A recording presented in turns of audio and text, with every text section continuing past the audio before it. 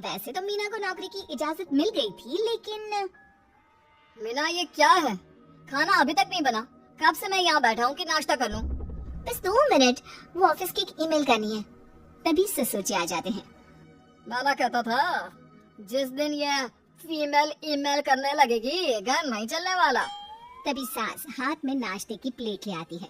ये लो सभी उपमा खाओ।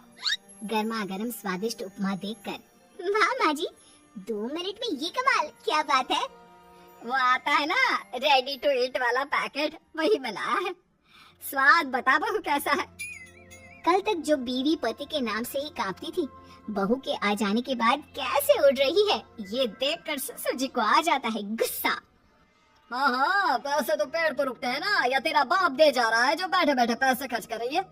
अरे जरा शरीर चला लिया कर, वरना पता है ना जब मेरा हाथ पड़ेगा तो कैसे काम करती है तू। बहू बेटे के सामने खुद का अपमान सास बर्दाश्त नहीं कर पाती और रोती हुई कमरे में चली जाती है।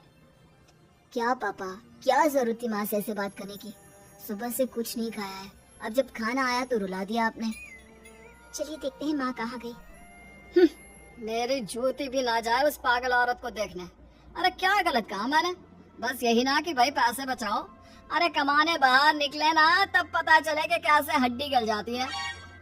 बात तो सही कह रहे हैं पिताजी, माँ को तो बस पैसे उड़ाना आता है। अरे पर माँ ने तो सबके लिए नाश्ता ही बनाया था ना, कौन सा खुद के लिए गहने खरीदे थे। खैर, बहू समझ जाती है कि सारा मामला कमाई का ही है, क्योंकि सास कुछ करती नहीं, कुछ कमाती नहीं, तो ससुर जी उन पर हावी रहते हैं।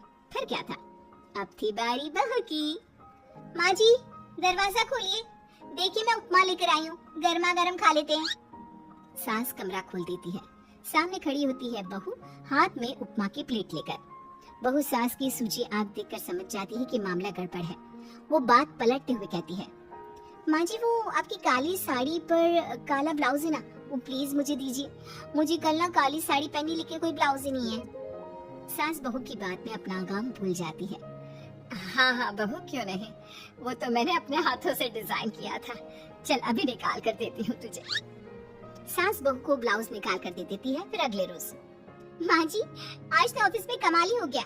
पता है क्या, सारी सहेलियों ने घेर लिया, पूछ रही थी ब्लाउज कहाँ से खरीदा। मैंने भी बोल दिया मेरी सास ने सिलाया, वो भी खुद डिजाइन करके।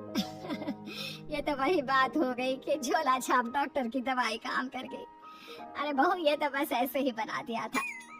लेकिन माँ जी आपको पता है, ये देखिए 2 लोगों ने तो मुझे कपड़ा भी दे दिया और नाम भी, सेम टू सेम डिजाइन का ब्लाउज बना दो, और बदले में ये 2000 रुपए। हाथ में 2000 देखकर सास की तो आंखें फटी की फटी रह जाती है। अरे बहू ये तो कमाल ही कर दिया, ये काम तो मैं कल तेरे ऑफिस जाने से पहले ही खत्म कर दूंगी। सच्ची माँ जी, कैसे इतनी जल्दी? अरे बहू वो बस नाप है ना, उसी के आकार का काट काट कर डिजाइन ही तो देना है। ये तो मेरे बाएं हाथ का खेल है। अगले रोज बहू ऑफिस जाती है और फिर शाम को 2 ब्लाउज ले आती है। अरे बहू क्या बात है, लेकिन इसकी डिजाइन। बहू फोन में सास को डिजाइन दिखाती है। अरे ये तो बच्चों वाला डिजाइन है, रख अभी थोड़ी देर में ही दे देती हूँ। सास बहू को कपड़े सिल कर देती और बहू सास को रुपए।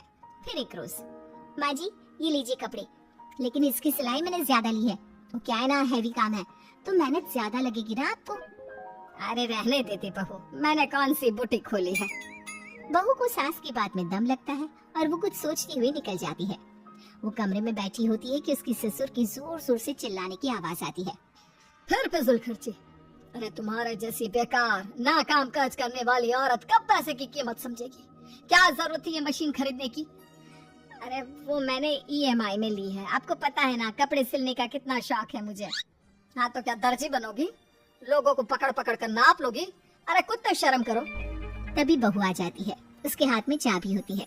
माँ जी ये चाबी मैंने चौराहे में आपके लिए बुटीक खोला है, पैसा लोन से लिया है तो काम करके आप चुका